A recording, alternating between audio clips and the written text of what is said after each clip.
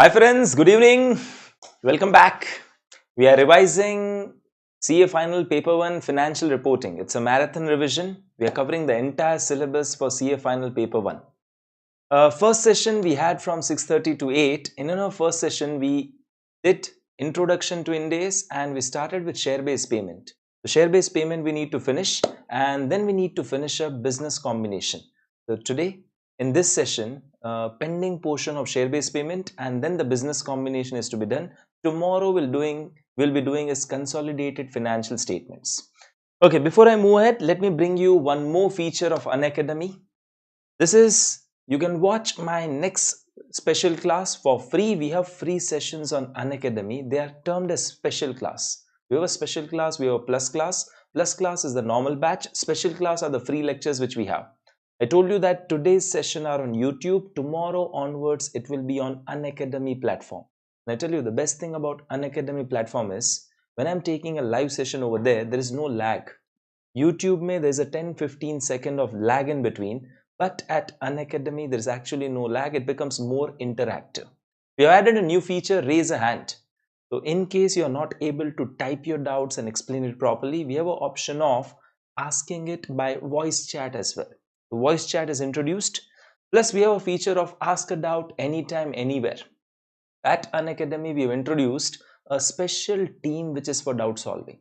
If by chance you get a doubt later on, faculty code definitely you can ask, but our faculty replies if you don't want to wait till that time. You have a dedicated doubt solving team available at Unacademy.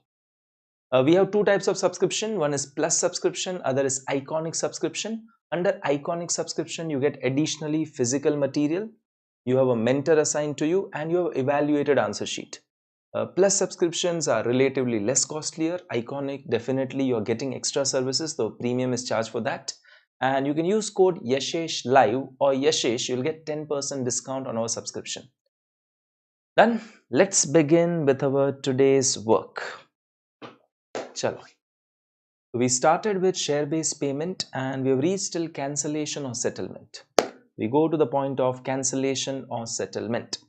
Now, if at all ESOPs are cancelled, what do we do? Whenever you cancel it, all the remaining expense, all the unamortized expense is to be booked immediately. Entity shall account for cancellation as accelerated wasting. Recognize immediately the amount which would have been recognized over the remaining period. Book that immediately. Now, upon cancellation, you will make payment to employees. See, so for cancellation, you're doing payment.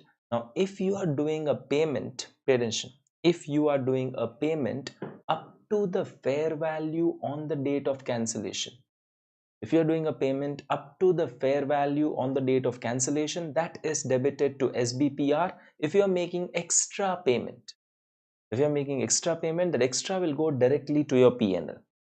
So whatever you pay up to the fair value of option on the date of cancellation, that is debited to SBPR. Extra payment what you are making goes in P&L. Now, sir, I already have a SBPR balance more. Like the original expense what you are booking, whenever you cancel, the remaining unamortized expense is booked immediately. Imagine you're booking original expense of 100. Now on cancellation date, the fair value of option is, say 80 and you pay 90 to them. So that 80 is debited to SBPR, extra 10 will go in P&L even though you have an SBPR 100 rupees. It doesn't matter. And once the options are cancelled, the balance of SBPR will then go to retained earnings. Once the options are cancelled, the balance of SBPR will go in retained earnings. Now, sometimes it's possible you grant them a new option. These options are cancelled and you're granting them a new option. It may be treated as modification. If it is treated as modification, additional cost due to modification will be recognized as an expense over the remaining vesting period. Additional cost due to modification. Now, how to find additional cost due to modification? Fair value of replaced option on the date of replacement minus the net fair value of cancelled option on the date of replacement. Now, what is this net fair value of cancelled option? For example, the option which you have today, The option which you are having today is worth 20 rupees. The new one is worth 25. Option which you have today is worth 20. New one is 25. Though you might feel that 5 rupees additional, but I'm also paying you 2 rupee. I'm also paying you 2 rupee. The extra benefit to employee is not 5. Extra benefit to employee is 7. So I'm replacing this plus I pay 2 rupee to you. So your option which you are having is worth 20 rupee. I cancel that option. I'm giving you a new option which is worth 25 plus I give you extra 2. The extra additional cost is coming 7. How to find that additional cost 7? The new one fair value is 25. Old one ka fair value 20 minus I have paid 2 to you. The net fair value is 18. The net fair value of old one is 18. Okay, we have one question on cancellation. Let's see this. We have one question on this cancellation. Anara Fertilizers Limited, they issued 2000 share option to 10 directors at an exercise price of 100. They are required to stay for 3 years. Expected number of directors we feel will be there is 8, and the fair value of option is 130. 8 directors we feel will be there and 130 is the fair value of option. Okay. Now during year 2 there was a crisis and we decided to cancel the plan immediately. Now see, we have booked expense based on 130. Now in year 2 when we cancel it, the unamortized amount is booked immediately. If I ask you a simple question, in your SBPR account, we have per option how much rupees already booked? 130. We already booked 130. Whatever was first year we booked something, second year the remaining amount will be booked. 130 is booked. Now fair value of option at the time of cancellation is 90. Fair value of option at the time of cancellation is 90 and we agreed to pay them 95. Okay, this 99 market price of share is of no use. The fair value of option is 90. We agreed to pay them 95. 90 debit to SBPR. Extra 5 will go in P&L. Sir, we have a balance of 130 in SBPR. Doesn't matter. 90 up to the fair value of option debit SBPR. Extra 5 will go in your P&L directly. And then the balance of SBPR. After this, the balance of SBPR will then be transferred to retained earnings. I hope you're clear with this. Next one, group share-based payment plan. Group. Now, it is possible parent is receiving goods or services, subsidiary is paying, or subsidiary is receiving goods or services, parent is paying. That is nothing but group share-based payment plan. Now, pay attention. If at all, subsidiary receives goods or services, parent is paying. The parent pays for subsidiary, parent will treat it as additional investment in subsidiary. I repeat, if parent pays for subsidiary, parent will treat it as investment in subsidiary. If subsidiary pays for parent, subsidiary cannot treat it as investment in parent. No. Then it will be treated as dividend paid to parent. If parent pays for subsidiary, it's an investment in subsidiary. If subsidiary pays for parent, it will be regarded as dividend paid to parent. Now, entity receiving goods or services, entity which is getting goods or services, they will record the expense. Expense comes in the book which receives goods or services, and to SBPR or to equity share capital will come in the books which is issuing the shares. Okay, now for me it is equity settled when? For me it is equity settled when I am going to give my shares or I don't have an obligation to settle. For me, it is a equity settle if at all I am going to give my shares, or for me, I don't have an obligation to settle. It's a equity settle for me. Okay. Now check over here. Parent issues its own shares. Parent issues its own shares for the goods or services which are received by subsidiary. Subsidiary is getting goods or services. Subsidiary is getting goods or services. So can I say that the expense will come in the books of subsidiary? Can I say that expense will come in the books of subsidiary? The subsidiary will have employee benefit expense debit, and two, okay, they can't have equity share capital or SBPR because parent is going to issue shares. The parent will credit SBPR or equity share capital. Now parent will debit investment in subsidiary. subsidiary will credit capital contribution by parent. Parent will debit investment in subsidiary. Subsidiary will credit capital contribution by parent. Okay. Now, subsidiary is going to give shares for the goods or services received by parent. Subsidiary is going to give shares for the goods or services received by parent. Now, pay attention. Just a minute. Okay, if subsidiary is going to give shares for the goods or services received by parent, goods or services are received by parent, parent will have employee benefit expense debit, subsidiary will have SBPR or equity share capital credit. Now, subsidiary will debit dividend paid to parent, parent will credit dividend received from subsidiary. Subsidiary will debit dividend paid to parent and parent will credit the dividend received from subsidiary. Then this was basically your group share-based payment plan, and the last one, accounting for reload feature. Now, question is never asked from this, but what is this reload feature? Now, pay attention. What is reload feature? I'm going to give shares to the employees. Can I say employees are required to pay me the exercise price? Exercise price. I give them at a discounted rate. Now, if exercise price, pay attention.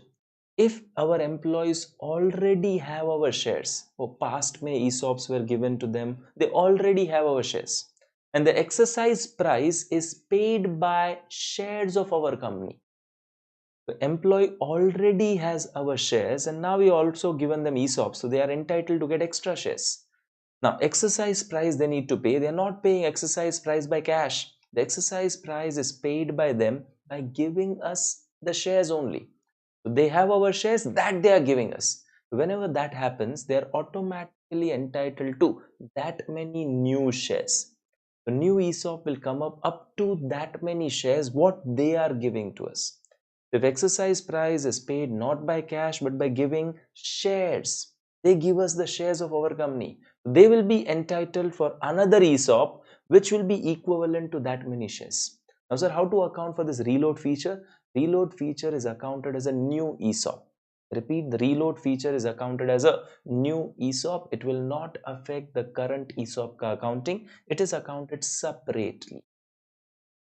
Then this was your chapter of share-based payment. Now we go to business combination. Give me a thumbs up, all of you. Give me a thumbs up, all of you, and we start with this next chapter.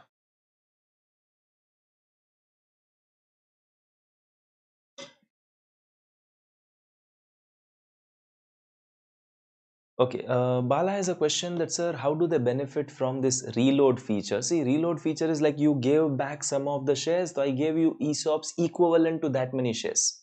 That's the only thing. And see, I tell you one thing, this is revision. Don't try to go for that ifs and buts wala much thing. This is simple. We keep it up to what it is. Otherwise, we cannot finish it in this 24-25 hours. Okay, now going to this chapter, business combination and corporate restructuring. The word business combination.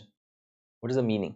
Business combination is a transaction in which acquirer obtains control over another business.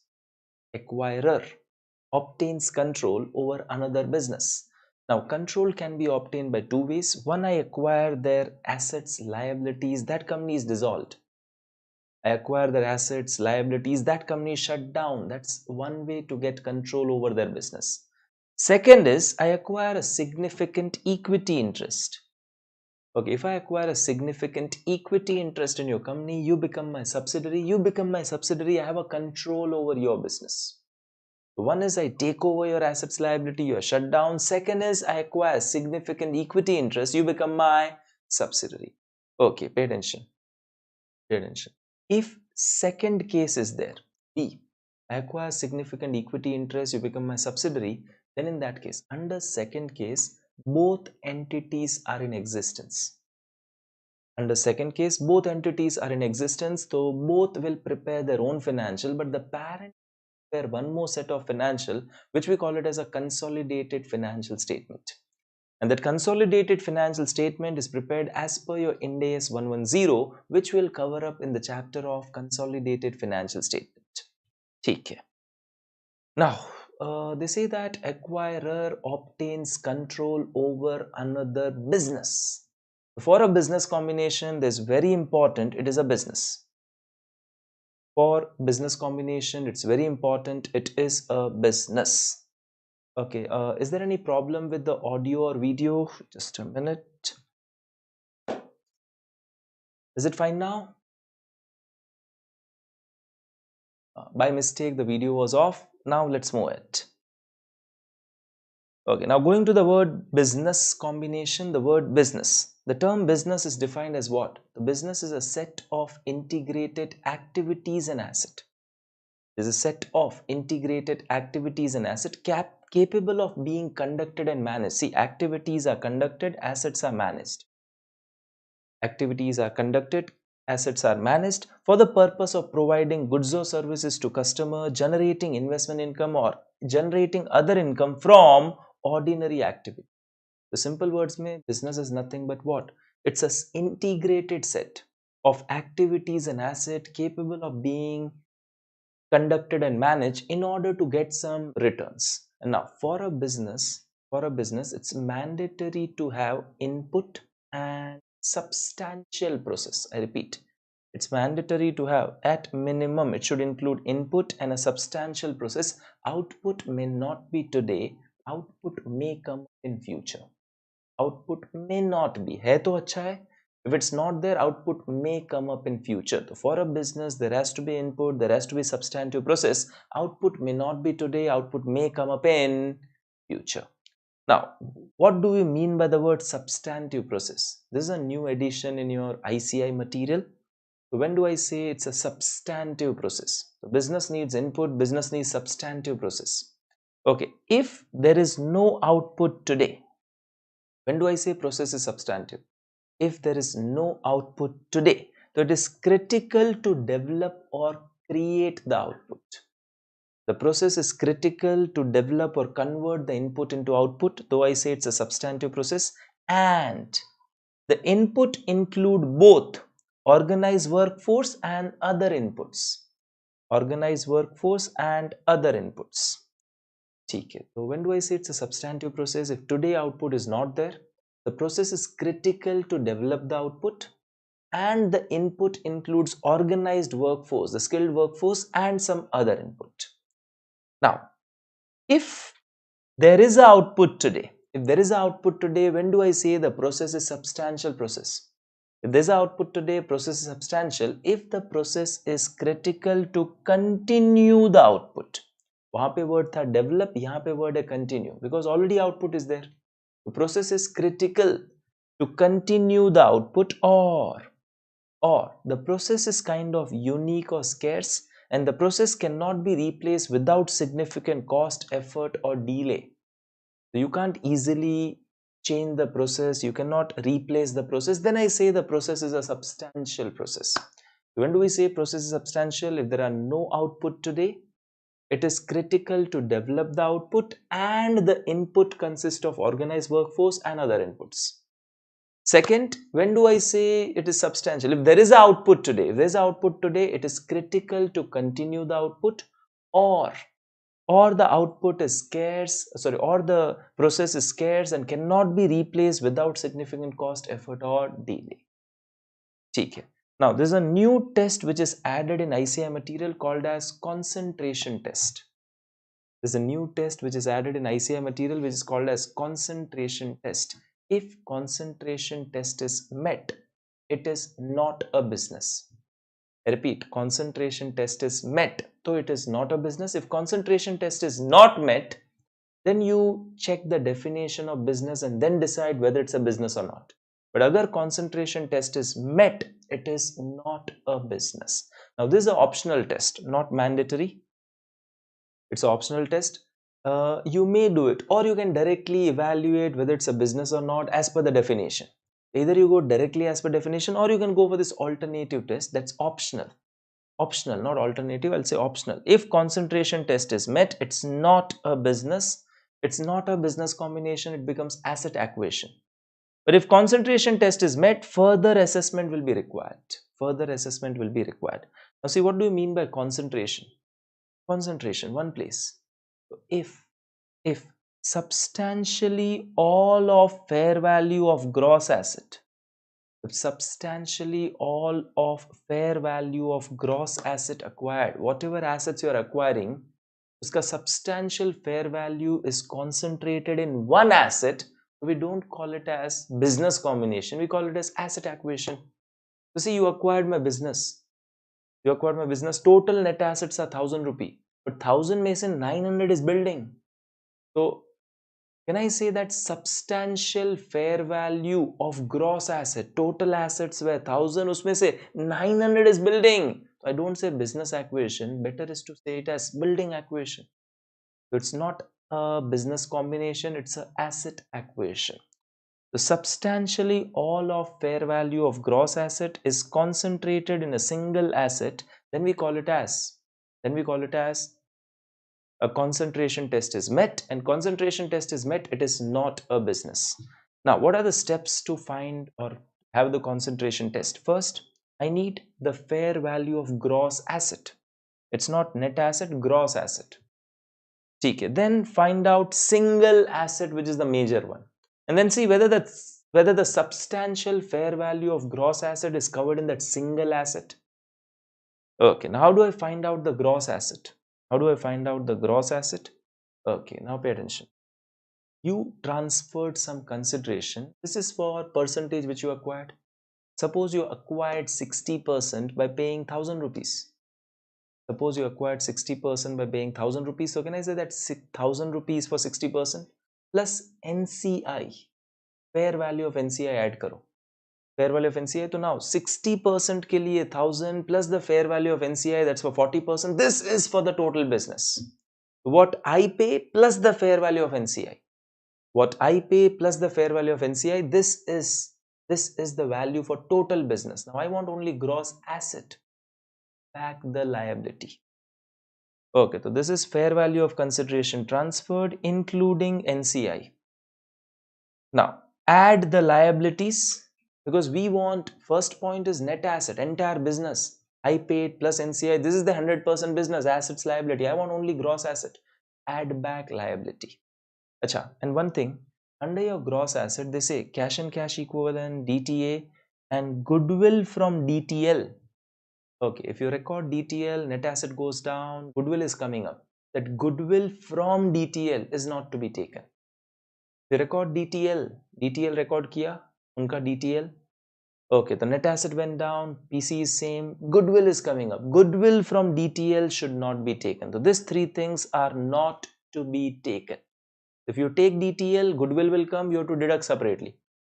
Don't take DTL. Goodwill bhi nahi aaye, no need to deduct. If you take DTL, goodwill will come, we deduct it separately.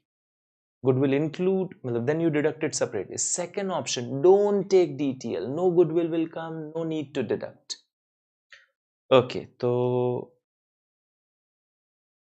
fair value of gross asset. Fair value of gross asset. How do I find the fair value of gross asset? Whatever I paid, that's for 60% plus the fair value of NCI. This is for your 100% business. Now I want only gross asset. This is business, net asset. Add back liability.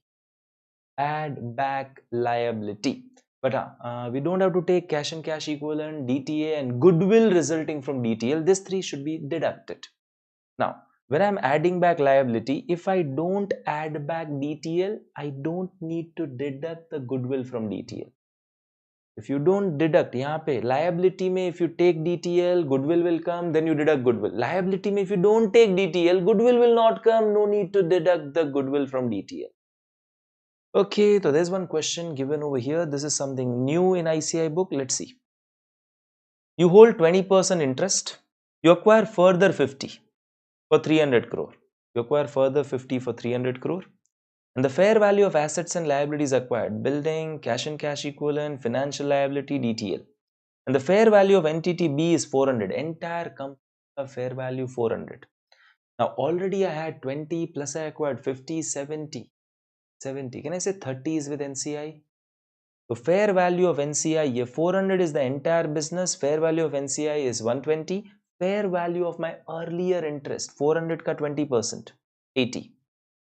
Okay, now let's find out the gross asset. How to find gross asset? First, consideration which you paid is 300 plus NCI is 120, original जो आपका था ना earlier interest उसका fair value 80. Okay, the 300 now you paid, that's for 50%. 120 is NCI 30. 80 is your previous holding ka value today. So this 500 crores, 500 crores, this is actually the value of their entire business. This is for 50%, this is for 30, this is for the earlier 20, 500. Now, I want gross asset. Add back liabilities. Add back liability. Financial liability 800. Now, I'm not adding back DTL because if I add back DTL, I need to deduct the goodwill from DTL. वो सामने knock off हो जाएगा. I just deduct the liability 800, add back the liability 800. And I don't have to take cash and cash equivalent. So I deduct the cash and cash equivalent 200. So fair value of gross asset is 1100.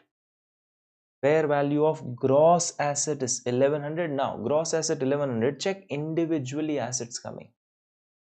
Okay, which is the single most big asset, sir? Building. So gross asset acquired 1100. Building is 1000 in that. Gross asset acquired 1100, building is 1000 in that. So can I say it's more than 90%? Eventually 91% is basically only building. So better is don't call it as business combination. Don't call it as business acquisition. Better you call it as building acquisition. This assumption is concentration test is met. It is not a business combination. Assumption is it is basically met because more than 90% aaya. So now we say it is a asset acquisition, not a business combination. I hope you're clear with this. Concentration test. If substantially all of your fair value of gross asset is concentrated in a single identifiable asset, then we say concentration test is met. Okay, next is acquisition method. If it is a business combination, if it's a business combination, the accounting is done by acquisition method. I repeat, if it's a business combination, accounting is done by acquisition method. And as per acquisition method, few important steps: identify the acquirer, determine acquisition date, then we'll record their assets and liabilities which are coming in, plus the NCI. Even though we hold 70%, we'll record 100% assets liability. Opposite side NCI will come and we'll find out goodwill or gain on bargain purchase. They don't call it as capital reserve. Goodwill or gain on bargain purchase. Okay. Now coming to acquirer. Tell me, who's the acquirer?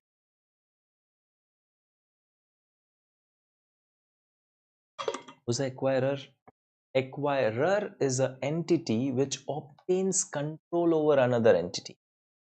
Acquirer is an entity which obtains control over another entity. Now, word came control. The control word is not defined under Ind AS 103. We go to 110. 110 CFS. As per 110, investor controls an investee if and only if all the following are present. If and only if all the following are present. 1. You should have a power over investee. Power means unilaterally able to take the decisions. Second, you should have an exposure or right over the variable returns. And third, you can use your power to influence your returns. Now, definition of control is principle based. There are many factors which are to be considered to determine whether we have a control or not. And this definition will do in detail when I go to CFS, Consolidated Financial Statements. Okay, the acquirer is an entity which obtains control over another entity. Normally, if I am acquiring you by paying cash, the entity which pays cash is the acquirer. I acquire you by pay cash, the entity which pays cash is the acquirer. But if I acquire you by giving my shares, so generally the entity which issues shares is,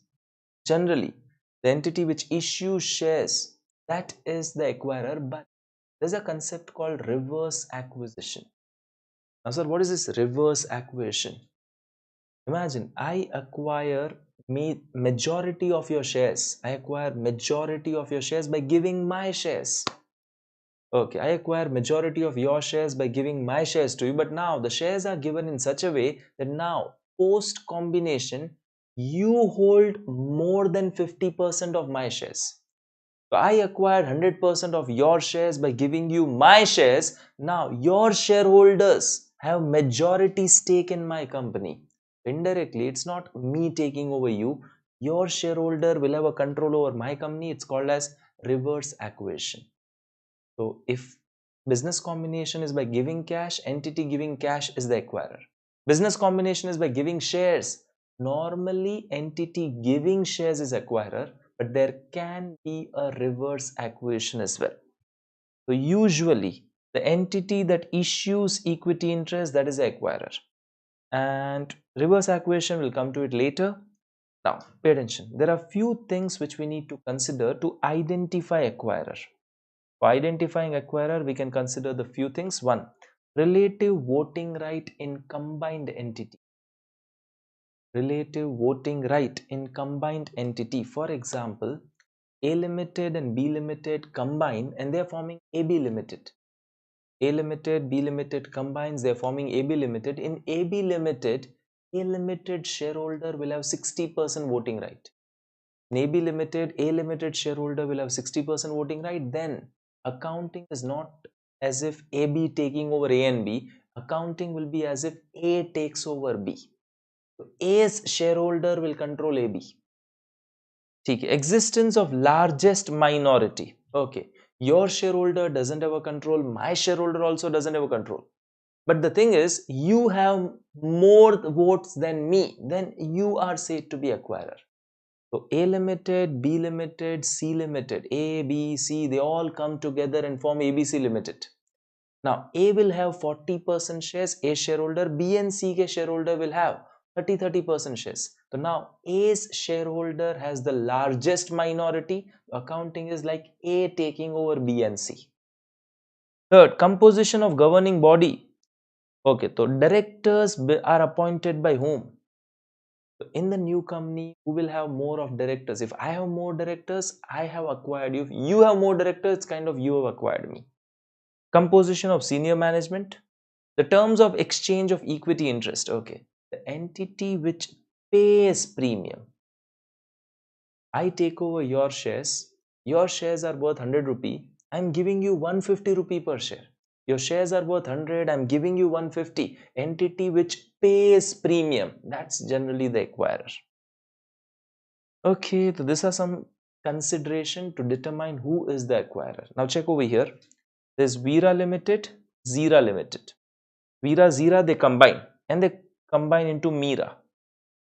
Now Meera gives 100 shares to Veera, 50 shares to Zira. Meera gives 100 shares to Veera, 50 shares to Zira. Now don't think that Meera is acquiring Veera and Zira. No, no, no, no, no, no. Now tell me, in Meera, 100 shares are given to Veera, 50 shares are given to Zira. Meera is new entity. Okay, who will control me? Who will control Meera? Veera or Zira? Who will control Meera? Veera Limited ke shareholders or Zira Limited ke shareholders? Veera. So accounting will be done. It's not like M taking over V and Z. Accounting will be done as if V is taking over Z. Veera is taking over Zira.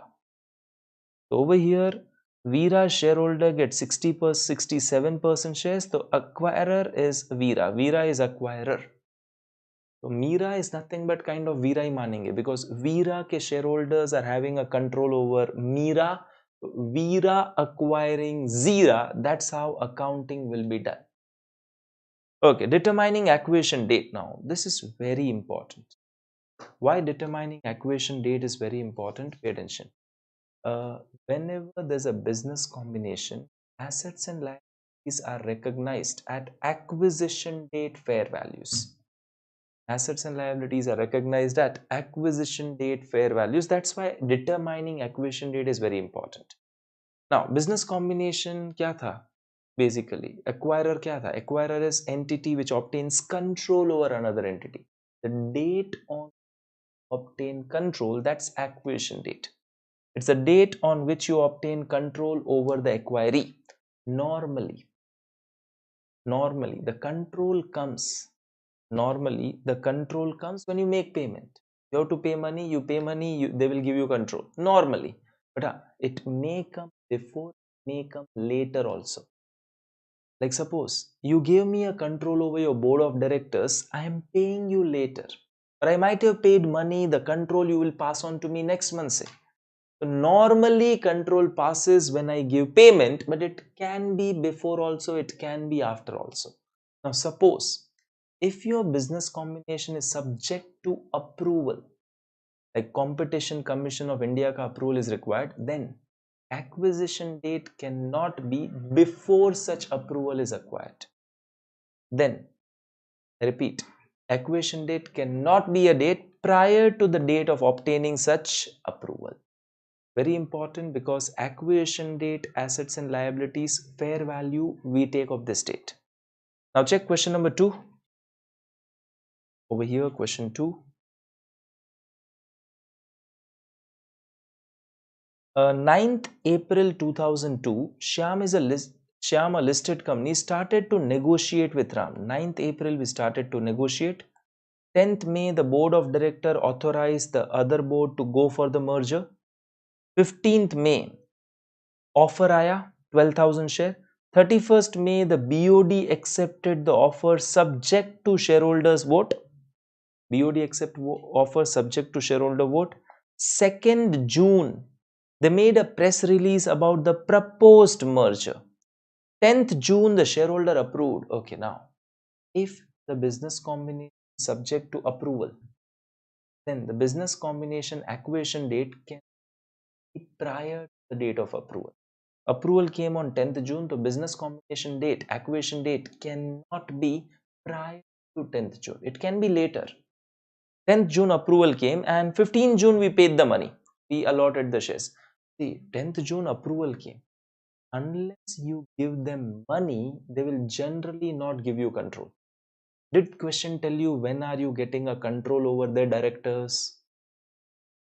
No. If question is silent, control comes when you pay. Approval came on 10th, but you paid on 15th. So here the business combination ka date. The acquisition date is not 10th, it will be 15th. Question is silent. If question is silent, then the control will come when you make payment, not approval, when you make payment. So 15th June. And sir, why this is very important? Now I am going to give you 12,000 shares. 12,000 shares into what is the market price? Take acquisition date ka 90 rupees. 12,000 shares into 90. This is your PC. Assets and liabilities will come in based on fair value on this 15th of June. Okay, this was your acquisition. Sorry, this was your acquisition date. Next, direct cost of acquisition or acquisition related cost. Now, there are sometimes a cost related to acquisition like finder's fee, due diligence, legal fees, investment bankers fees. Some employees को bonus or got the deal struck, just said deal strike हुई, वो employees को some bonus, specific expense relating to business combination. Okay, sir, what to do for acquisition related expense? Acquisition related expense are not added to PC. They will go directly to your P&L. They are not added to PC. They will go directly to your P&L. Exception. What is exception? If new shares or debentures are being issued, then that will be accounted as per Ind AS 109, uska discount. But that's okay, leave it. The acquisition related costs are expensed in the period in which they are incurred. Now, there's a question over here. I acquired your business. Your assets, liabilities come in my book at acquisition date fair value. Assets, liabilities come in my book, acquisition date fair value. Now imagine there's one building of yours. That building comes in my book, I've recorded at acquisition date fair value. You get that building registered in my name, stamp duty. Now building is already at fair value, stamp duty which I pay cannot be capitalized. It will be treated as acquisition related cost. Same over here, you had some license. And now that license of yours comes to me. but I need to get that license registered in my name, and there's some one-time additional payment to be done to the regulator. So you have some wireless spectrum license, your license comes to me upon business combination, it needs to be registered in my name, we have to pay some one-time payment to try. Now, what to do for that one-time payment? See, we have already recorded license at fair value. Now that one-time payment cannot be added in license, it is treated as acquisition related cost going in your P&L. But now just remember one thing. If the license was acquired separately, not a part of business combination, then that one-time payment will be added to license. But over here, license is already at fair value. Now what I pay extra cannot be added to license. It's treated as acquisition related cost. It will go in your P&L. I hope you're clear. Point number 3. Next is contingent consideration. It's not contingent liability. It's contingent consideration. Contingent consideration. It's like a may or may not be payable. I'm giving you 10,000 shares today. Now, if after business combination, the first year profit exceeds this much, I'll give you extra 2,000 share. Upon business combination, today I'm giving you 10,000 share. If after combination, the first year ka profit exceeds by this much, I'll give you extra 2,000 shares. Okay, that extra 2,000 shares may be payable, may not be payable. We call it as contingent consideration. Now, sir, how to account for contingent consideration? The contingent consideration is included in PC at its acquisition date fair value. The acquirer shall recognize acquisition date fair value of contingent consideration as a part of your PC. Okay, so day one, 10,000 shares I'm giving multiplied by the market price going on today, that plus the fair value of contingent consideration, that's your PC. Now that contingent consideration payable, okay, credit, it will be treated as an equity if shares are to be given. It will be treated as liability if cash is to be given. If it's equity settled, it's treated as equity. If it is cash settled, it will be treated as liability. Now, if it is liability, it will be remeasured every year and difference will go in P&L. Repeat, if it's a liability, it will be remeasured every year, the difference will go in your P&L. But if it is equity, contingent consideration payable, if it's treated as equity, it will not be remeasured. It will not be remeasured. Later, if shares are to be given, that gets converted into equity share capital, same amount. But if later shares are not to be given, that will be reversed and transferred to retained earnings. If contingent consideration payable, if you have to give shares, it will be equity. If you have to give cash, it will be liability. If it's treated as equity, don't remeasure it. If it's treated as liability, remeasure it every year end. Achha, just one more thing. If shares to be given are variable, I gave you example 2,000 shares to be given. If shares to be given are variable, then it's treated as not equity. It will be a part of liability. As per your Ind AS 109, when do I say it's equity? When fixed for fixed test is met. When fixed for fixed test is met, fixed number of shares are to be issued. Tabhi wo aayega equity mein. Variable number of shares are to be given. It's not a equity, it's a liability. The simple words, day one, acquisition date, fair value of contingent consideration included in PC. If it's classified as liability, remeasure every year, take it in P&L. Check question number 4.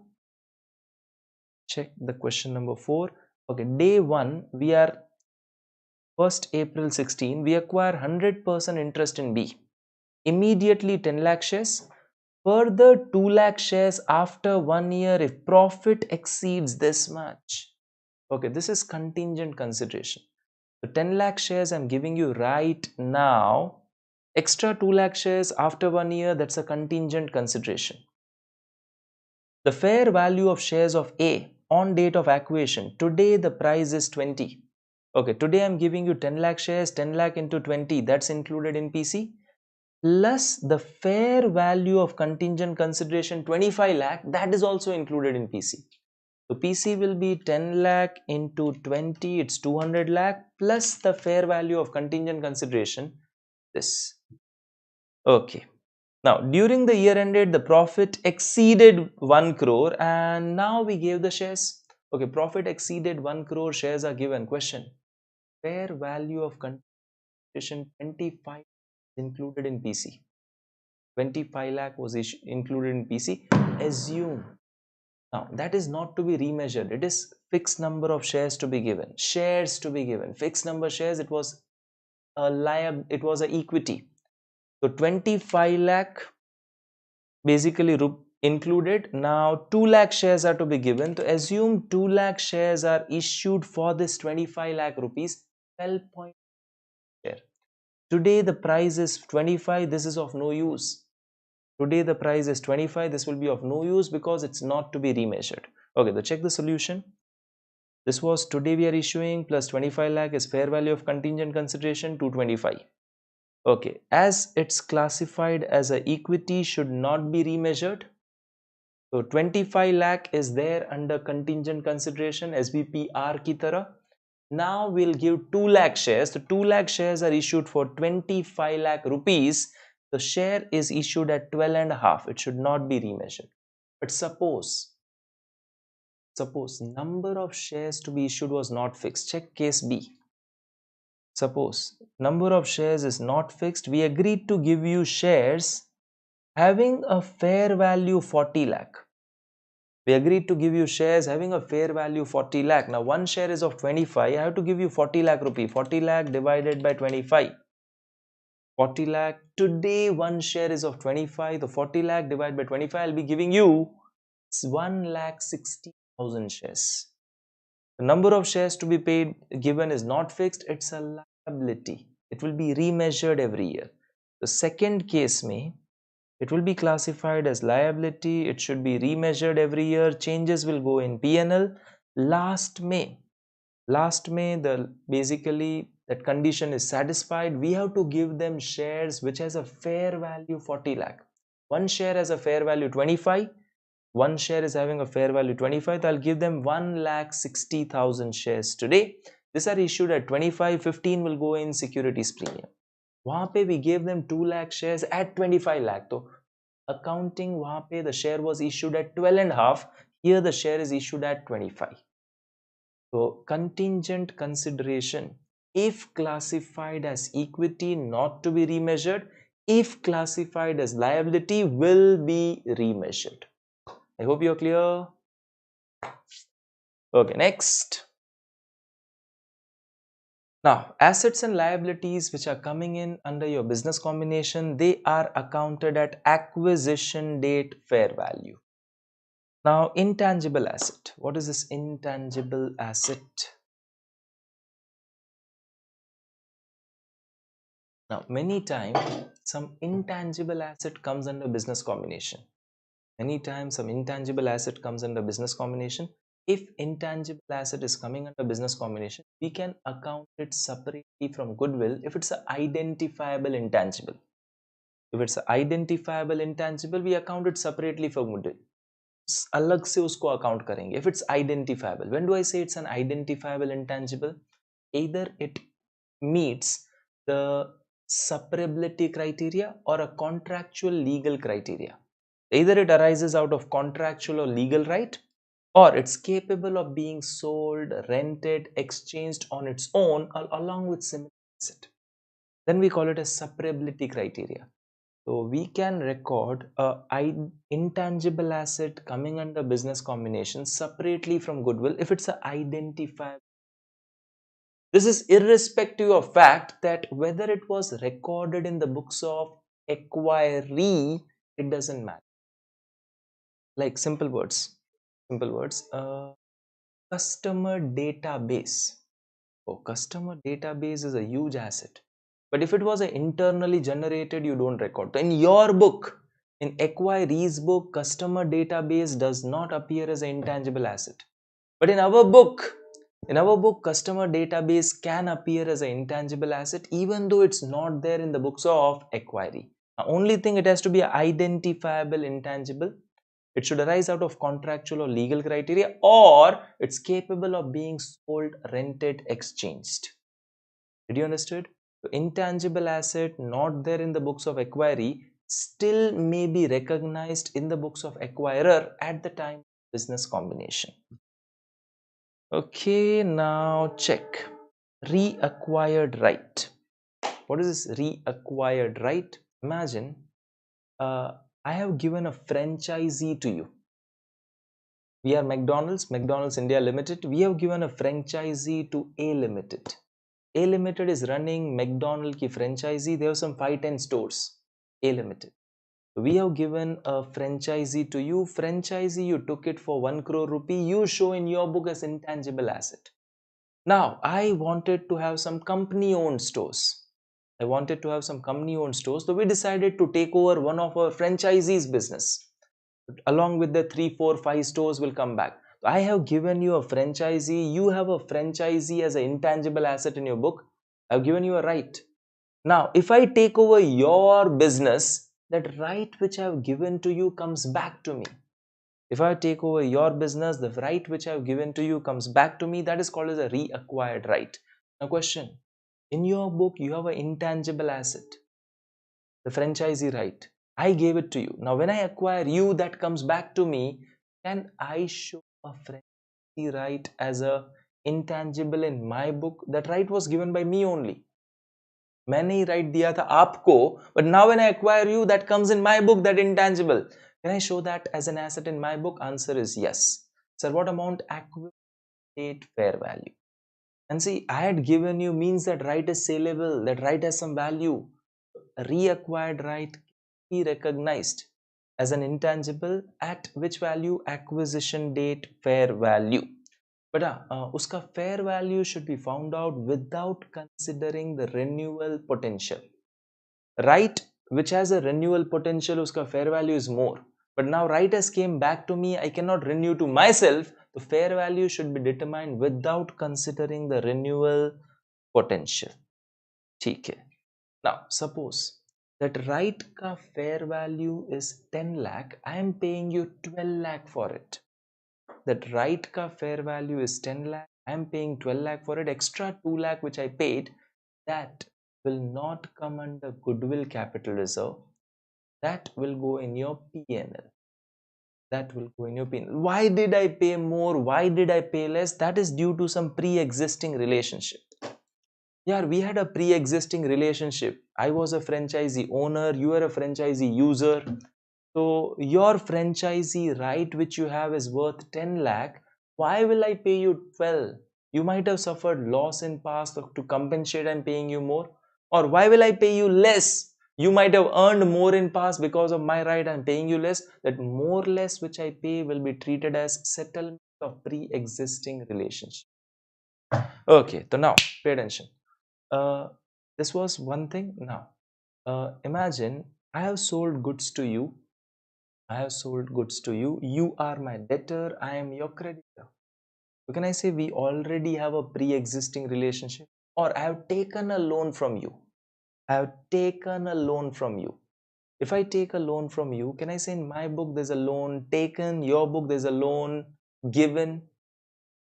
My book there's a loan taken, in your book there's a loan given. Now, when I acquire your business, that loan which I have taken from you, that effectively loan gets cancelled. When I take over your business, effectively the loan which I have taken from you, that gets cancelled. So now whatever I'm paying, it is resulting into somewhat settlement of pre-existing relationship. When business combination leads to settlement of pre-existing relationship, they say very clearly, yaar usko alag account karo. Out of 500 which I paid, 20 is for the loan, 480 is for the business combination. If already loan was pending, out of 500, 20 is for loan, aisa hi maan lo, and remaining 480 is for the business combination. That is how the account will be done. Okay, if there's a pre-existing relationship, it can be contractual, like customer, vendor, licensor, licensee, or it can be non-contractual, the litigation going on. Okay, if the business combination settles the pre-existing relationship, if the business combination settles your pre-existing relationship, then the gain loss on settlement will be found out as follows. If it's a non-contractual, it's a fair value. Now, suppose you had filed a case against me. Now, if I take over you, effectively the litigation goes away. You had filed a case against me. If I take over you, effectively the litigation goes away. Out of 500 which I pay, the fair value of litigation was 20 rupees. Out of 500, the fair value of litigation is 20. The 20 is treated as settlement of pre-existing relationship. 480 is basically towards PC. So 20 is settlement of pre-existing relationship. Now in my books, suppose provision was 10. In my books, provision was 10. I paid 20 for it. Extra 10 is a loss. But in my books, if provision was 20, paid 20 for it, there's no loss. In my books, provision 0. I paid 20 for it. 20 will be a loss for it. Okay, just remember one thing. Gain loss is also affected by the previously recognized asset or liability. In my book, provision for litigation was 10, and out of 500, 20 is for litigation. Provision 10 tha, I paid 20, 10 will be the loss coming. In my book, provision was 0, 20 is for litigation, 20 will be loss. In my book, 20 was provision, 20 is for litigation, nothing is loss. So profit loss will also depend on previously recognized asset or liability. Okay, this is if it is a non-contractual. If it's a contractual one, then they say the gain loss will be found out as the amount by which the contract is favorable or unfavorable from the viewpoint of acquirer when compared to the terms for current market transaction or the penalty provision. Okay, pay attention now. I'll tell you one thing. I have a contract to buy goods from you at a fixed rate. Market may rates have gone down. But I have to buy at a fixed rate. It's an unfavorable contract to me. Now the fair value, the amount by which it is unfavorable, let's say 5 lakh, but I can cancel the contract by paying 2 lakh penalty. The unfavorable amount is 5 lakh, but I can cancel the contract by 2 lakh. So 2 lakh will be treated as settlement of pre-existing relationship. Out of 500, for 2 lakh is cancellation of contract. Remaining 498 will be PC. So how to find out over here? I am unfavorable amount is 5, but I could have cancelled the contract by 2, whichever is lower. Out of 500, 2 lakh which I paid is assumed to be for cancellation of contract. Remaining 498 is treated as towards PC. Okay, check this question. Progressive is sued by regressive for infringement of patent. So R has filed a case against P. P is being sued. And there's a liability 10 million in the books of P. Now P acquired R for 500. And the fair value of this litigation is 20. Okay, I acquired at 500 rupee. The fair value of litigation is assumed to be 20. If I ask you, out of 500, how much is towards settlement of that pre-existing relationship? Out of 500, how much is towards settlement of pre-existing relationship? 20 rupees, the fair value. 20 is for settlement of pre-existing relationship. 480 is your PC. Okay, the 20 I paid for litigation. How much is provision in my book? 10. Extra 10 which you're paying will go in your PNL. So 10 provision tha, litigation ke liye I'm paying 20. That extra 10 will go in your PNL and your PC will not be 500. 500 may say 20 is settlement of pre-existing relationship. 480 will be your PC. Okay, next is the measurement period.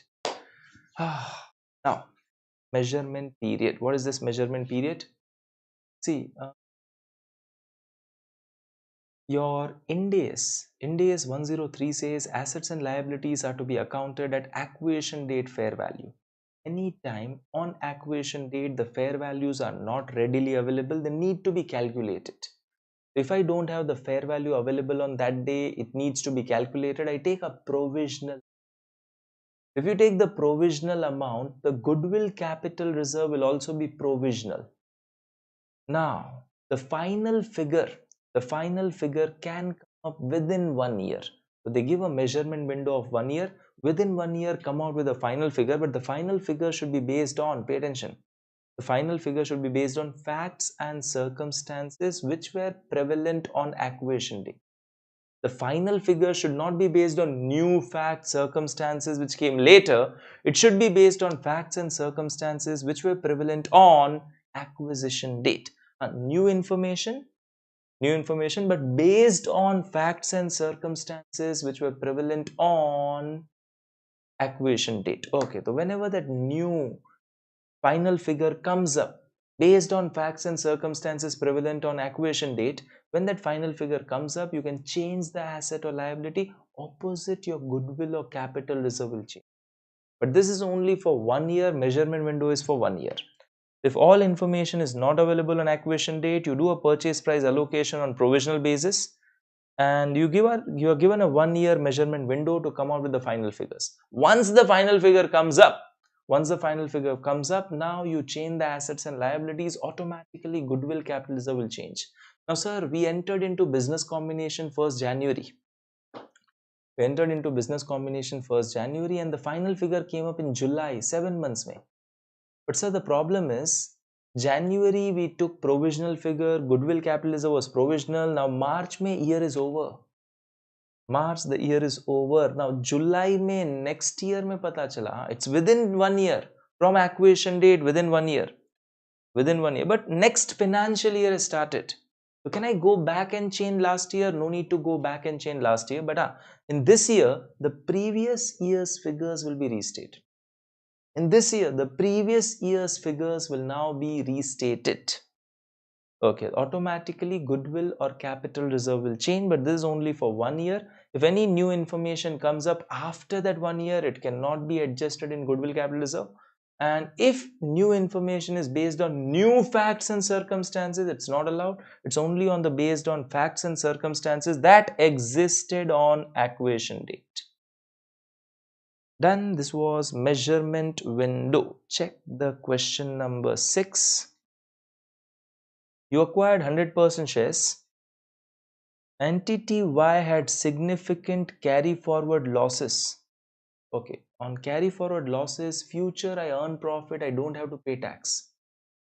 Future I earn profit, I don't have to pay tax. So it's a DTA create hota is pe, carry forward losses pe. On which DTA was not recorded, due to lack of convincing evidence. Okay, to record DTA, there should be a kind of basically reasonable assurance that future mein profit will be there. Profit earn karoge, then you don't have to pay tax because you have a carry forward losses. Okay, this is 1st April 1. 1st April 1, we acquired entity, they had a carry forward loss, but we did not record a DTA. On March 2, they won a new contract. March 2, can I say after acquisition date, they won a new contract? Is it based on facts and circumstances prevalent? No. It's a new fact. Came up after acquisition date. It's a new fact, came up after acquisition date. So now what do I do? Now, can I record DTA? You can record DTA, but can I adjust goodwill capital reserve? No, this doesn't fall under measurement window because it is a new fact or circumstances which came up after the acquisition date. Can it be adjusted in goodwill? Answer will be no, it cannot be adjusted in goodwill. Now, Aman has a question. So last year's balance sheet will show as per the new figures. See, Aman is asking about the measurement window. January we acquired, July mein final figure came. Now, Aman, in that March balance sheet, goodwill was 100, we did it. Gaya, old figure. Now, July mein pata chala, one asset 5 rupee increases, goodwill will go down. July mein pata chala, asset 5 rupee increases, goodwill goes down. Now, what do I do? I don't change the last year's balance sheet, but in this year, the previous year figure. This year, the previous year figure, goodwill will not be shown 100, goodwill will be shown 95, and that other asset 5 rupee increased. I hope you're clear. Next, contingent payment to employee shareholder. Contingent payment to employee shareholder. I am an employee also, I am a shareholder also. I am an employee also, I am a shareholder also. F, acquiree. Now you are acquiring their business. You are acquiring the business. Now I am a shareholder also, I am an employee also. Now I am telling you that I'll pay you something after 1 year if profit exceed this much. I'll pay you some after 1 year or 2 years if profit exceed this much. Now, if you are the shareholder of the selling company, and to all shareholders I said, I'll pay you extra this many shares after 2 years if profit exceed this much, that's consideration. To all shareholders if I'm going to pay. But if you are an employee over there and I say you continue for 2 years, so after 2 years I'll give you this. You continue as an employee for 2 years. You continue as an employee for 2 years, then that is nothing but ESOPs given. Then it's not a contingent consideration. If you are an employee shareholder, you are employee shareholder of the acquiree, uske employee bhi ho, uske shareholder bhi ho. Now I'm giving you contingent payment.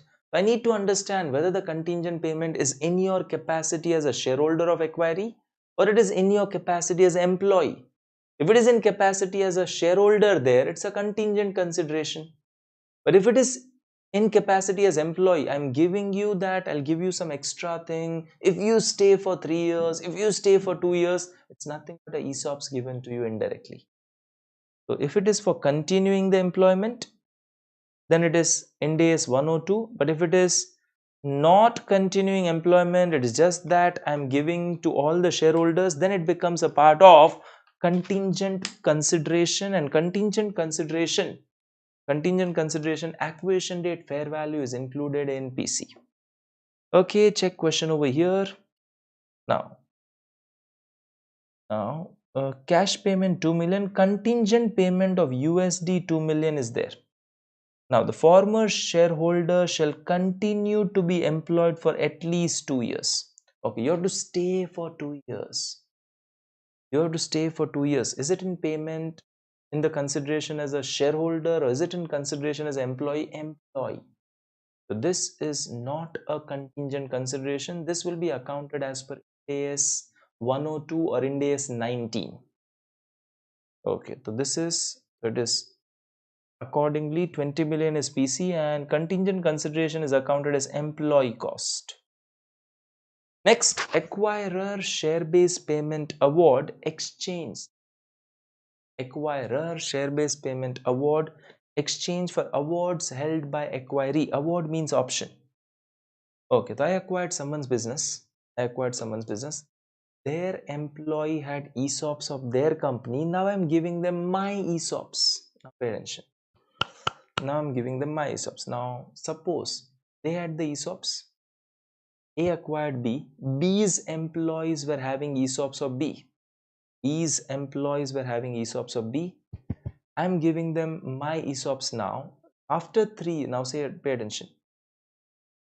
They were having ESOPs, vesting period was 5 years. They already work for 3 years with B. Now with me they will work for 2 years. So now in my books expense for 2 years. They'll work with me for 2 years and my books expense will come for 2 years. Expense of 3 years have already came in B. B may 3 years expense came, in my books 2 years expense will come, but I am going to give them shares which are worth 5 years. The problem is in my books expenses of 2 years but payment is of 5 years, so I need to bring that 3 years in my books. How do I bring it? So whenever this happens, I need to find pre-combination period, post-combination period value. Pre-combination period value, post-combination period value. Now how to find that pre-combination period value? How to find out the pre-combination period value? Now pre-combination period value is fair value of original award today. What is the fair value of original award today? Multiplied by the vesting period completed divided by total vesting period. multiplied by wasting period completed divided by the total wasting period. There's a pre-combination period value, and the pre-combination period value is included as a of. So PC may I'll credit to SBPR. PC may I'll credit to SBPR. Opposite effect will come in goodwill.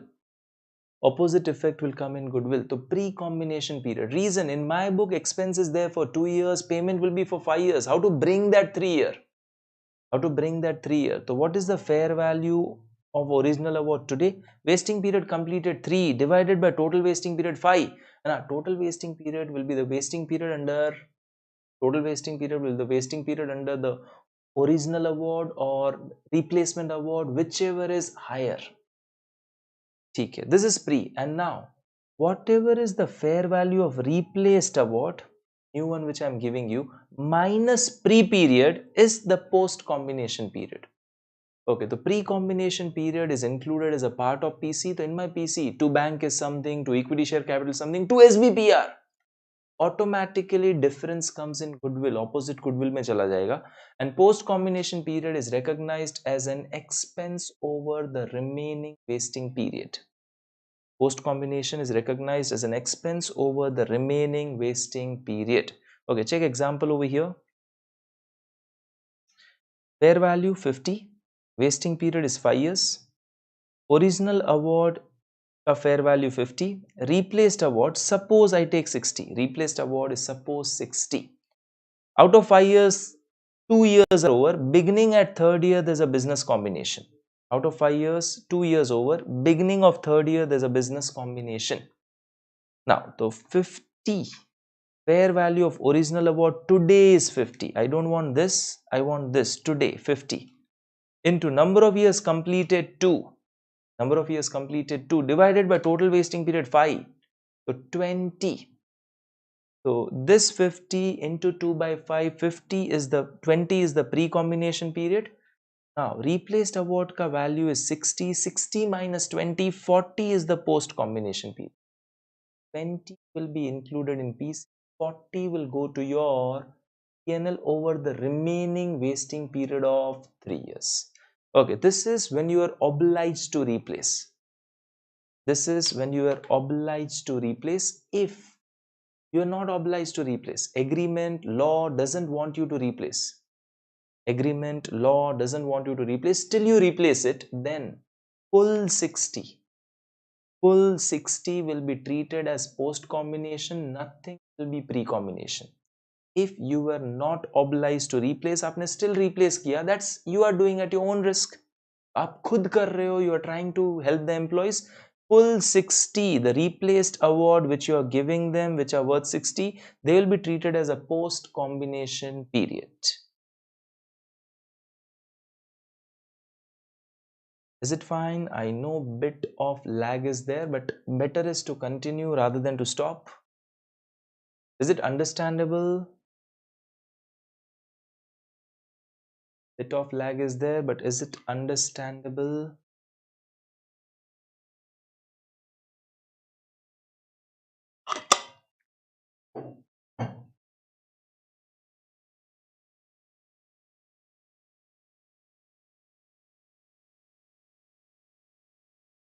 Okay, let's move it. Now check this question. Check this question, illustration 8. Green acquired pollution. Green acquired pollution, and now they've replaced the original award with their own share-based payment. Now the total wasting period was earlier 5 years. Out of 5 years, they've already rendered 2. Out of 5, they've rendered 2. Now the original award ka today's value is 500. Original award today's value is 500. So 500 into 2 by 5. Pre-combination period is 200, which will be part of PC. New award is worth 600. 600 means 200 is pre-combination. 400 will be post-combination, which will be recognized as an expense over the remaining wasting period. Now it's not 3, it is reduced to 2 years. Okay, so simple words, when ESOPs are exchanged, so pre-combination period is accounted as part of PC. Post-combination period goes to your employee cost over the remaining wasting period. Now non-replacement award. Now, what is this non-replacement award? Pay attention. What is this non-replacement award? Pay attention. A Limited acquired B, but by acquiring significant equity interest. A acquired B by acquiring significant equity interest. Okay, so can I say that B became my subsidiary? I acquired significant equity interest, so B became my subsidiary. Now A and B both are in existence. A and B both are in existence, and B's ESOPs are continued with B's ESOPs. I have not exchanged to mine. B's ESOPs are B's ESOPs only, they are not exchanged. So B ki books mein expense will come for all 5 years. A's SFS mein expense is not there. B's book expense will come for all 5 years. A's SFS expense is not there. But now in CFS, what happens is we acquired them at beginning of 3rd year. So 3rd year onwards expense comes. In CFS, 1st and 2nd year expense doesn't come. In CFS, expense is only for last 3 years, but payment is of 5 years. So now how to bring that first 2 years expense in CFS?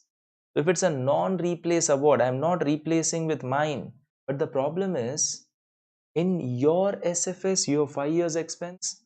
But when I see the CFS my expense is only for 3 years, payment will be for 5 years. How to bring 2 years expense in CFS? Again, we find pre-combination period, post-combination, same way. Pre-combination period will be included as a part of PC, correct? Will be included as part of PC, but it will be. Now, they are going to give shares to employees, my holding will go down. They are going to give shares to their employees in future, my holding will go down. So here the pre-combination period is not credited to SBPR, the pre-combination period is credited to NCI. Opposite effect comes in goodwill. The pre-combination period is not credited to SBPR. See, if I am going to give my shares, I can credit SBPR. You will be giving your shares only. CFS mein my holding will go down when you will give shares. To NCI aata hai. Same way, post-combination period, expense will be recorded, opposite effect. Your SFS, you have SBPR, CFS mein it will be to NCI. It will be NCI instead of SBPR. I hope you are clear with this. Non-replacement award, we have to find pre and post combination, but only thing is it will not be to SBPR, it will be to NCI. Okay, check question number 9. We did not replace the award. Out of 5 years, 2 years are over. Out of 5 years, 2 years are over, and remaining is 3. So 500 into 2 by 5. 200 is pre-combination. 200 is pre-combination. It's allocated to NCI. Corresponding effect will come in goodwill. And post-combination is 300. That will be recognized as employee cost with a corresponding credit to NCI. See, if I replace it, I have to give shares. I can credit SBPR. But if I don't replace it, you only will be giving shares. CFS may, I have to credit NCI because I am not going to give my shares. And when you will give shares to someone, my holding will go down. That's why the word will be NCI. Hope you're clear with this. Next, contingent liability. Next is contingent liability.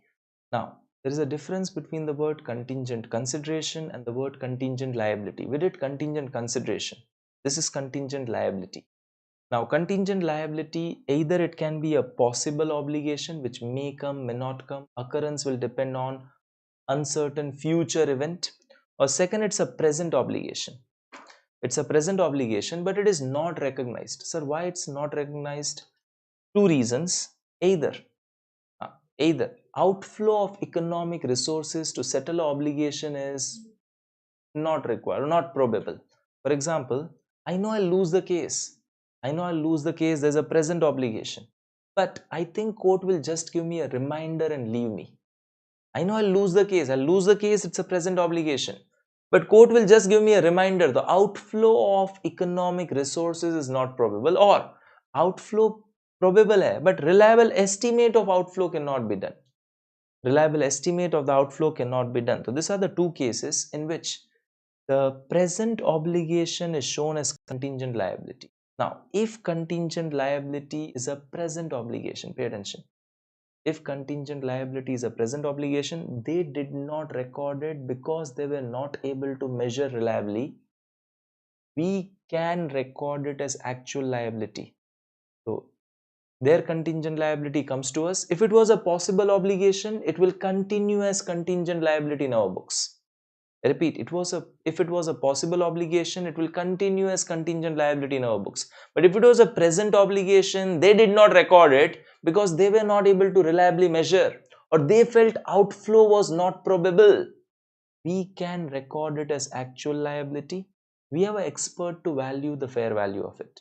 And sir, outflow not probable. If outflow is less probable, less will be the fair value of contingent liability. So contingent liability coming under business combination. If it is a possible obligation in their book, our book also it's a contingent liability. But if it's a present obligation in their book, in our book we will record it as actual liability at acquisition date fair value. Later on, whatever plus minus happens, that will go in your P&L. This is nothing but your contingent liability. Indemnification. Okay, we have a contingent liability if we record as actual liability. So we have recorded as actual, and now we can get it indemnified from someone, right, to receive it from someone, from acquiree or others. So there will be a separate indemnification asset book. I repeat, there will be a separate indemnification asset which will be booked, and indemnification asset cannot exceed the actual amount of contingent liability which has been recognized. Okay, next is NCI, now non-controlling interest.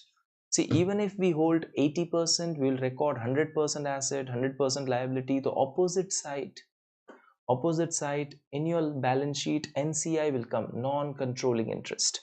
As per Ind AS 103, NCI can appear as per two ways. And see, NCI comes when the acquisition, NCI comes when business combination is by acquiring equity interest. If I acquire your equity interest, you become my subsidiary. I have to prepare a CFS. When I'm preparing CFS, even though I hold 80%, I'll record 100% assets liabilities. Opposite NCI will come. As per 103, NCI can appear as per two ways. One is proportionate net assets belonging to NCI. Second is the fair value of NCI on acquisition date. One is the proportionate net asset belonging to NCI. Second is the fair value of NCI on acquisition date. Now question, if it's a proportionate net asset, whatever is net asset, usme unka share. But if it is fair value, if I say NCI is at fair value, this is based on number of shares what they hold. So multiplied by the share price of the company. Number of shares what they hold into share price, that's the fair value of NCI. If NCI is at fair value, is it fair valued every year? If NCI is at fair value, is it fair valued every year? Answer is no. It is fair valued only on acquisition date. Later on, their share of post-acquisition profit will be added to them. Later on, their share of post-acquisition profits will be added to them. Achha, just one more thing. If NCI is at proportionate net asset, asset side 100 rupee belongs to them, we show them at 100. If as NCI is at proportionate net asset, goodwill capital reserve is only relating to our share. But if NCI is at fair value, asset side 100 belongs to them, we show them at 120. The extra 20 opposite will be adjusted in goodwill. If NCI is at proportionate net asset, goodwill capital is only related to us. If NCI is at fair value, there can be goodwill relating to NCI also. Okay, and if question is silent, sir, what do we do? If fair value is given, we take fair value of NCI. If fair value of NCI is not given, we always take them at proportionate net assets. Now, how do I calculate goodwill or gain on bargain purchase? Consideration by acquirer. This is what we paid for 80%.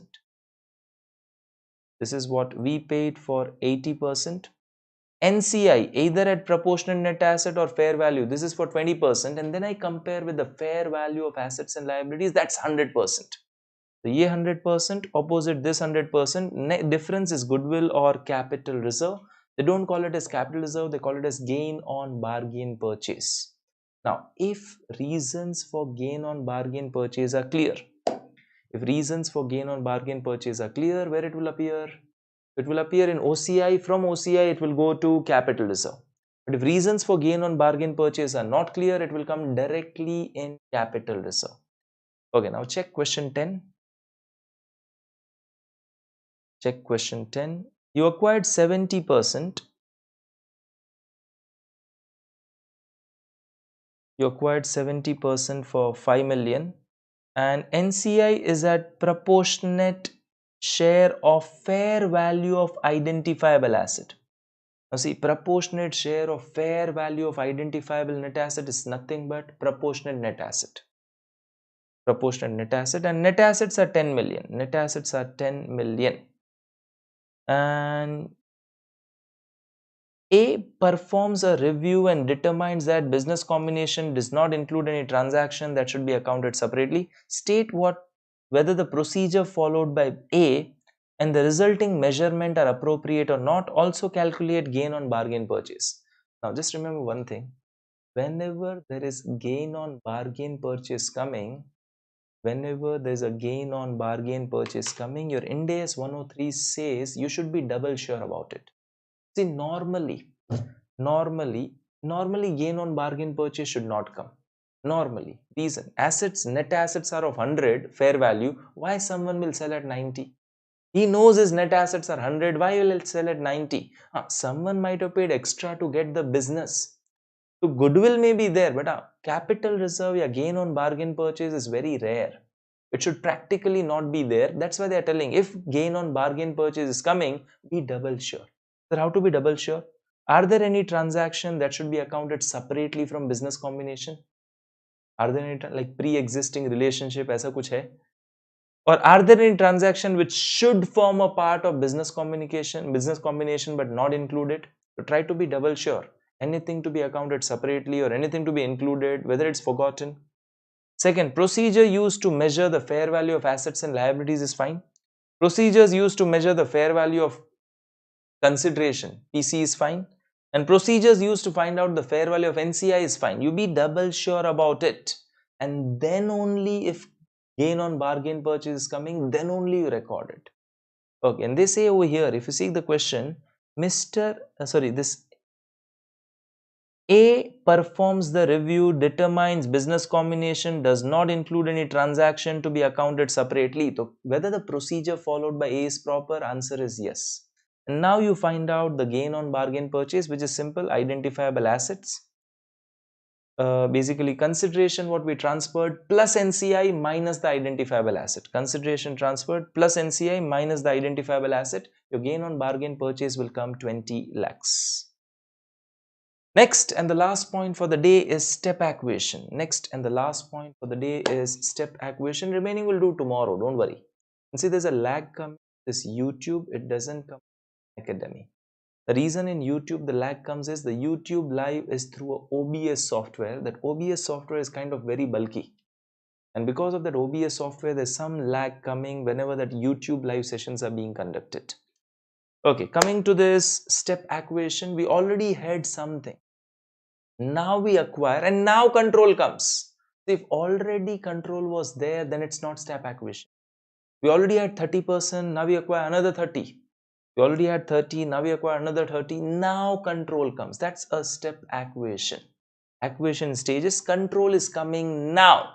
If control was already there, it's not a step acquisition. Now, sir, what to do under step acquisition? Already you had some shares earlier. You already hold 30%.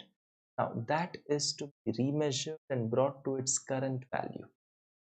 Already you had 30%. That is to be remeasured and brought to its current value. Sir, what about the difference? What about the difference? Okay, if the asset was carried at cost or FBT PNL, the difference goes in PNL. But if the asset was carried at, the investment was carried at FBT OCI, the difference will go in OCI. So upon obtaining control, the earlier investments are to be remeasured and the resulting gain loss. Okay, that was investment in equity earlier. Investment in equity in your SFS. Investment in equity in your SFS, either it's at cost or at FBT PNL. It's either at cost or basically as per basically your Ind AS 109. 109 says either it is FBT OCI or FBT PNL. So if it was cost or FVT PNL, it is going in PNL. If it was carried FVT OCI, it is basically going in OCI. To remeasure the earlier investment, and the difference goes either in PNL or OCI. Now while finding goodwill capital reserve, the consideration by acquirer is your current consideration plus the fair value of earlier interest held. So this is the consideration. This is for the current 30%, this is for the previous 30%. Add NCI less the fair value of identifiable assets and liabilities. Difference is goodwill or capital reserve. Now, remeasurement of earlier investment. Earlier investment was done at 1 crore, uska value became 5 crore. That has became 5. 1 became 5 before we got a controlling interest. That's why that goes in PNL or OCI. That doesn't come here. Okay, check this last question. Check the last question of the day. Question number 11. Achha, I'll do one thing. Question 11 has one good point. I will be taking it tomorrow only. Okay, question number 11 is having one good point. I'll be taking it tomorrow only. I'm not moving ahead. Okay, we are keeping it up till here. And this one sentence for you. This is a very good sentence, and I would have said it many times in class. Success is not by doing great things. Success is not by doing great things. It's just by doing small things with great discipline. If you would have followed the discipline in your last 3 months, and if you're still going to follow that discipline in your next 1 month till your examinations are over, rest assured you're going to get fabulous results. Success is not by doing big, yes, great things. It's just by doing small things with great discipline. My timetables are fixed. My wake up time is fixed. My sleep time is fixed. I ensure that every 2.5, 3 hours I study, I take half an hour break.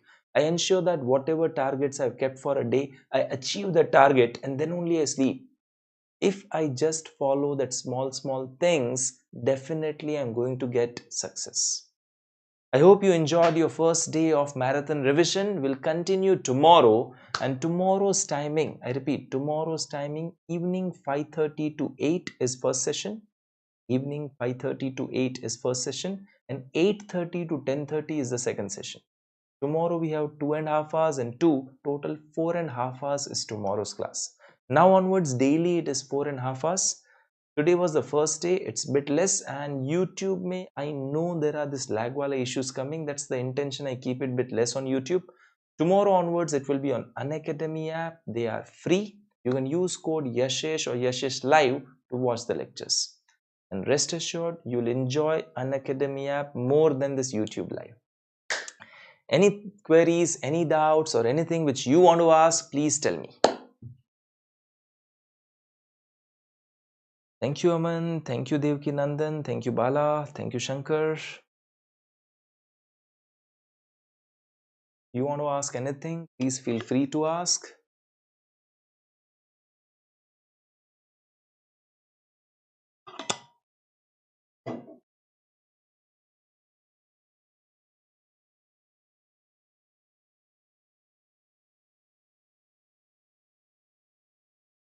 Thank you, Rashi. Aman has a question, sir. We need to make a compilation video of your motivation. Works like a charm. Thank you so much, Aman.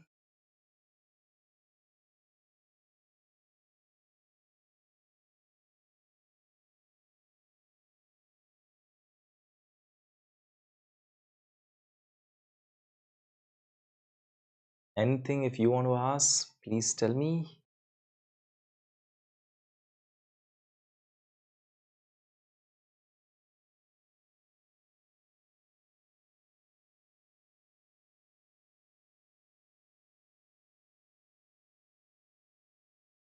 I think there aren't any doubts pending from your side. We meet again tomorrow. Bye-bye.